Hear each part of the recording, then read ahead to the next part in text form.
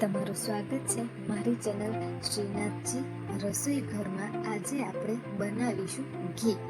તો ઘી આપણે જનરલી માખણમાંથી જ બનાવતા હોઈએ છીએ, પણ આજે હું મલાઈમાંથી ઘી બનાવી રહી છું. તો મેં અહીંયા મલાઈ લઈ લીધી છે. મારી આ 1 અઠવાડિયાની ભેગી થયેલી મલાઈ છે. આ મલાઈને હું મિક્સર જારમાં ઠંડુ પાણી એડ કરીશ અને મલાઈ એડ કરીશ. 2 થી 3 વખત મિક્સર ફરાવી અને બધું જ માખણ જે છે એ અલગ કરી લઈશ. તમે જોઈ શકો છો મેં અહીંયા બધું જ માખણ અલગ કરી લીધું છે. હવે એક કડાઈની અંદર હું એ માખણને એડ કરી દઈ રહી છું.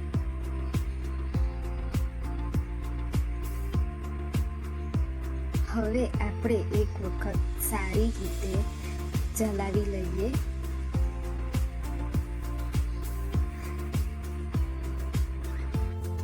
જ્યાં સુધી આપણું માખણ જે છે એ મેલ્ટ થાય આપણે ત્યાં સુધી જ સતત હલાવતું રહેવાનું છે. સારી રીતે મેલ્ટ થઈ જાય ત્યારબાદ તમે કડાઈની ગેસ ઉપર એમની એમ મૂકી અને તમારે બીજું કોઈ પણ કામ કરી શકો છો. તમને હું આના સ્ટેપ બાય સ્ટેપ બતાવીશ કે તમારે કેટલી વખત ચલાવવાની જરૂરત પડશે. તો તમે જોઈ શકો છો આ પહેલો સ્ટેપ છે જેમાં આપણે એકદમ સારી રીતે ચલાવી અને એમને એમ જ મૂકી દેવાનું છે ઉકળવા માટે.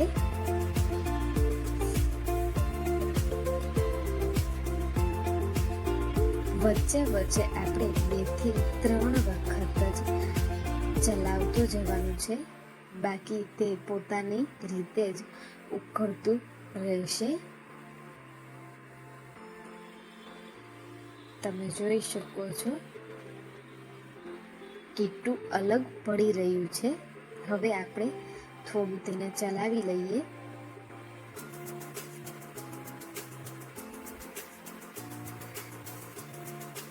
ઘી અને કીટું અલગ થઈ ગયા છે. એનો મતલબ છે કે આપણું ઘી બની અને તૈયાર થઈ ગયું છે.